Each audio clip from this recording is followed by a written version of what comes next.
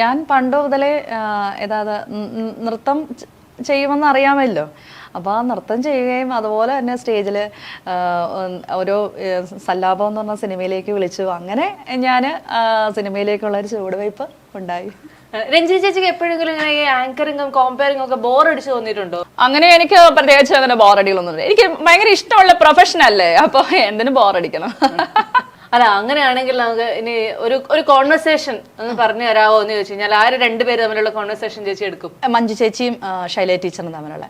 അപ്പോൾ ഒരു ദിവസം ടീച്ചർ ഒരു പ്രോഗ്രാംസിൽ ഇരുന്നപ്പം ചേച്ചി ഫോണിൽ കൂടെ വിളിച്ച് ടീച്ചറിനോട് പറയുന്നേ, ടീച്ചറെ, ഈ കോവിഡ് എന്ന് പറഞ്ഞ കാലഘട്ടം ഇങ്ങനെ വന്നപ്പോൾ നമ്മളുടെ ടീച്ചറിൻ്റെ ഭാഗത്തു നിന്നും എങ്ങനെയാണ് ഇതിനോട് മുന്നോട്ട് പോകുന്നത്? എല്ലാം കൂടെ ടീച്ചറിൻ്റെ ആരോഗ്യം ശ്രദ്ധിക്കണം, എല്ലാ കാര്യങ്ങളും മുന്നോട്ട് കൊണ്ടുപോകണം.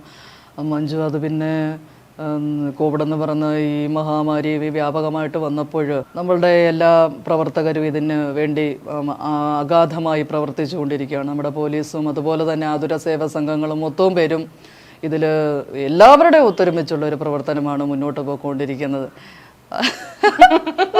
ഇത് ഞാൻ എന്ത് പറയണമെന്ന് എനിക്ക് ആലോചിച്ചിട്ട് കിട്ടിയില്ല വീണേ, അതുകൊണ്ട് ഞാൻ നിർത്തുവാ. ഇനി എന്ത് പറയണമെന്ന് അറിയില്ല.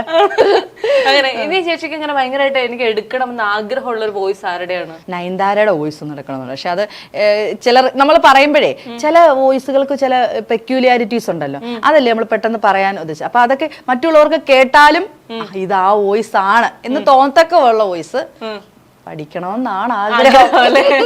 ഇങ്ങനെ ഭയങ്കര വോയിസ് എടുക്കാൻ ഭയങ്കര ബുദ്ധിമുട്ടുള്ള ഒരു 3 പേരെന്ന് ചോദിച്ചാൽ ചേച്ചി ആരുടെയൊക്കെ പേര് പറയും? ഞാനിപ്പോ പഠിക്കാത്തതെല്ലാം എനിക്ക് ബുദ്ധിമുട്ടാണ്. അത് ശരി. അപ്പൊ നമ്മളുടെ സ്റ്റാർസ് ഓഫ് മിമിക്രിയിൽ വളരെ വിചിത്രമായ പല സെഗ്മെന്റുകളും നമ്മൾ കൊണ്ടുവന്നിട്ടുണ്ട്.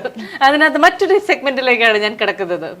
ഇത് എന്റെ കുട്ടിക്കാലത്തെ ഓർമ്മിപ്പിക്കുന്നുണ്ട് എന്നൊക്കെയാണ് ഇവര് പറഞ്ഞത്. എന്നാ ചേച്ചിക്ക് ഏതാ വേണ്ടേ? 1 2 3 4 എന്താ വേണ്ടേ? 3. അപ്പൊ ഞാൻ 3 തവണ ഇങ്ങനെ കാണിക്കണായിരിക്കും. 1 2 3 4 പറയാൻ ഞാൻ നന്നായി ചേച്ചി. ഇനി ഇതിനകത്ത് ഏതാ വേണ്ടേ? വെറുതെ മലയാളം. അന്ന് പറഞ്ഞ വേറെ ഭാഷയൊന്നും അല്ല. മലയാളത്തിനകത്ത് എന്താ എഴുതിയേക്കണെന്ന് അറിയോ? ബിന്ദു പണിക്കർ. എന്തായാലും വെറുതെ ഇതിനകത്ത് കുറെ പേരൊക്കെ എഴുതിയിട്ടുണ്ട്. അതൊക്കെ അനുകരിക്കണം എന്ന് പറഞ്ഞു കഴിഞ്ഞാൽ എളുപ്പമുള്ള പണിയല്ലെന്ന് എനിക്കറിയാം ചേച്ചി. എന്നാലും ചേച്ചിയുടെ ആ സ്പോർട്സ്മാൻ സ്പിരിറ്റ് ഉണരട്ടെ. പറ്റുമോ നമുക്ക് നോക്കാം. ഇല്ല, ഒന്നില്ലേ കോവിളി കിട്ടും, അല്ലെങ്കിൽ കയ്യടി കിട്ടും. ഏതെങ്കിലും ഒന്ന് ചേച്ചിക്ക് ഉറപ്പാ. ഇത് അയ്യേ, എന്നെ കോമഡിയാക്കാനാണോ? അയ്യോ ചേച്ചി, ഞാൻ ഒന്ന് ശ്രമിച്ചു വെക്ക്.